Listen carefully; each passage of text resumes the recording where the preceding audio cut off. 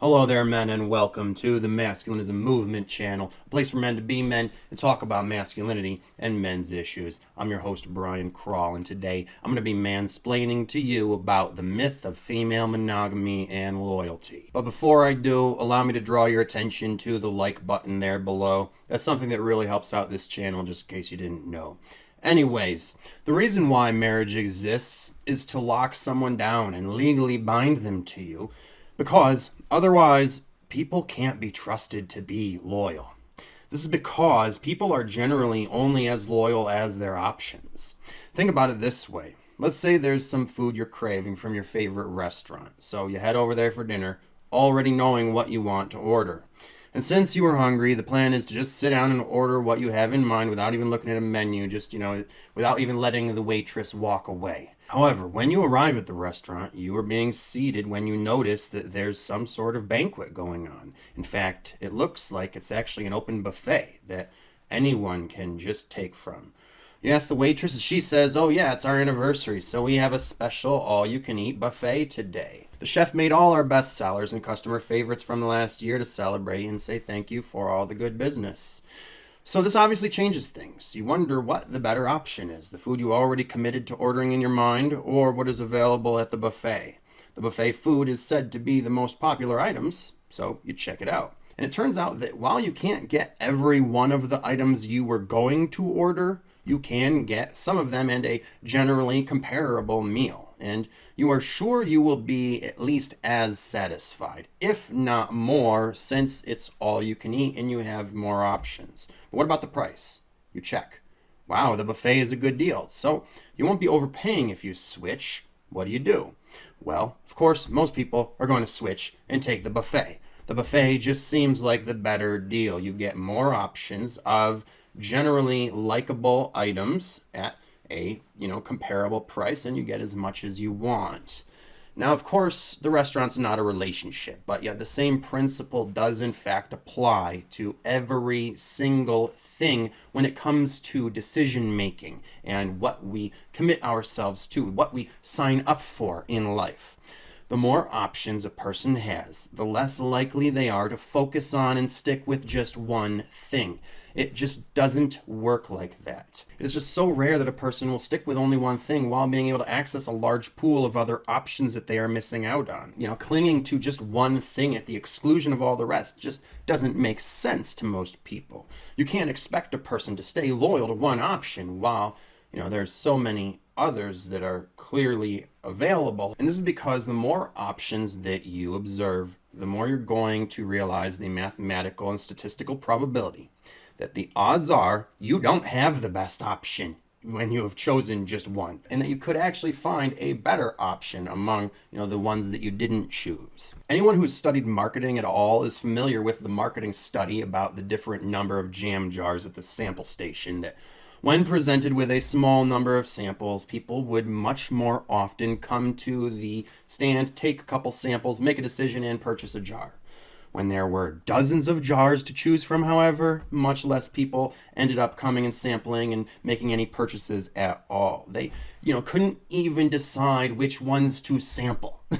And so in those kinds of instances, people have what is now known in psychology and marketing as the paradox of choice. The paradox being that when you have more choices, you actually end up choosing less. And the reason for this is known as decision paralysis. Basically, when you have too much to decide, it is too hard to decide, you end up deciding nothing. Or people who have to make too many decisions and choices get what is called decision fatigue, in that the more of them they make, the less able to continue making decisions they are. The point is that in economics, there is an inverse relationship between the number of options the person has and their ability to choose one. The fewer options, the easier it is to choose and be sure you made the right choice. The more options, the less it is so. And when the market is oversaturated and there are too many options, it is nearly impossible to choose. That is what women have to deal with on today's dating market, which is primarily online and in which they are shown hundreds or even thousands of potential male suitors each and every day. Now, time and aging also play a huge role in the problem with female monogamy and loyalty as well. You see, centuries ago, when people barely lived to 40, and seeing older age than that was just so rare, you could expect a woman to stay with a husband. And not just because the system we lived in made divorce harder, because marriage was supposed to be for life, and so that was legally enforced back then. But you see, divorce is not a new thing. Women used to be able to get divorced if they really wanted to and had a good enough reason. The thing is that they wanted it less, because they knew there was a low probability of them finding a better man in their short time here on Earth. The pool of available suitors was smaller and life was shorter. Being single wasn't about having fun dating lots of eligible bachelors, which she had an abundance of until she wishes to settle down later in life, like in her 40s. Being single was worrisome because there wasn't an abundance of eligible suitors. And there also wasn't an abundance of time for her in her life to do the whole courtship process. It couldn't last forever. She couldn't take until her 40s to settle down. She might be dead by then.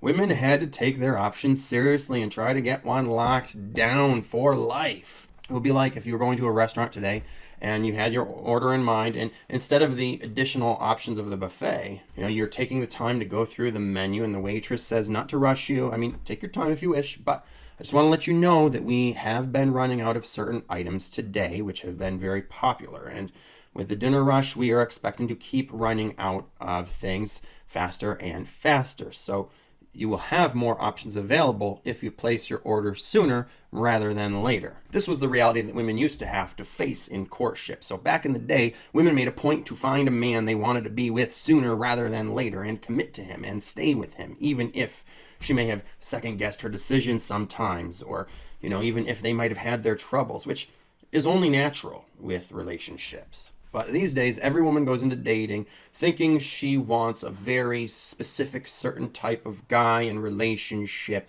And, that he has to be exactly her type and exactly right for her. And, it has to be the perfect situation.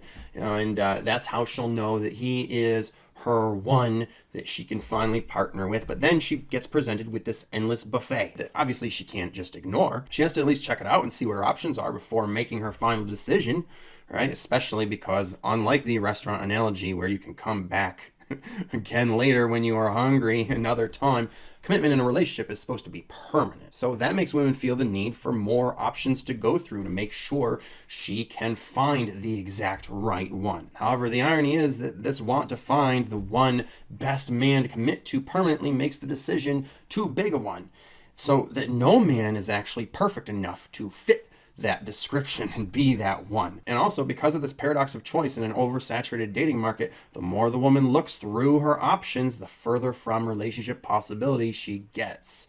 And if she ever does commit to one man, she will continue to think about all of these options and to doubt her decision and second guess herself, and will eventually cheat on him or leave him, and continue seeing if she couldn't find a man who is even more perfect. So this is why even when women say they're going to settle down eventually, instead of just exploring their options and settling down a bit later in life like they say they're going to, they usually don't end up settling down at all, because by the time later in life comes along, they've already basically rewired and reprogrammed their brain to be incapable of settling down with just one person. They may say they want monogamy, but what this relationship trend actually is that they're not being permanently monogamous. They will make and break commitments routinely in a pattern of what is called serial monogamy, committing to a different man every couple months or so, right? So she may call a man Mr. Right, but it's really just Mr. Right now. We are living very long lives these days, and being partnered to just one person for a large part of that is a big deal,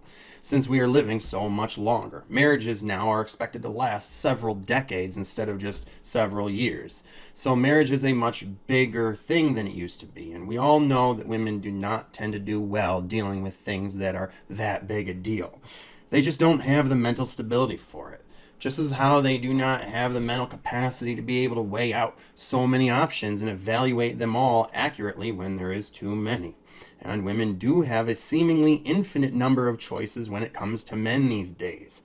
Any woman who has any online accounts where she can be communicated with by men gets bombarded by male attention and interest each and every day. And the men who are good looking will lead with their looks online and be displaying their most attractive photos and videos. And the men who are wealthy will lead with their monetary status online and will be displaying their wealth and often throw it around at women too.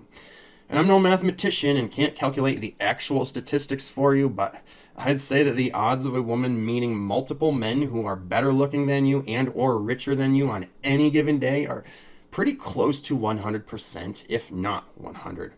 And it's not just that you have to compete one-on-one with each individual male suitor she gets, but you have to compete with all the men who she sees and is surveying as potential mating opportunities. Basically, you have to compete with small swaths of the internet and will always be like a small fish in a large pond there. So no one man can compete with all the men that he has to at once for the attention of his woman. And even if he is able to get her attention for a short period of time, she'll only be able to focus on him for so long, right? It is a numbers game and you are just one of many. So I don't think it takes a mathematician for anyone to see exactly why it is simply just not probable or logical for women to be loyal to a man in this paradigm. It just can't be expected of them.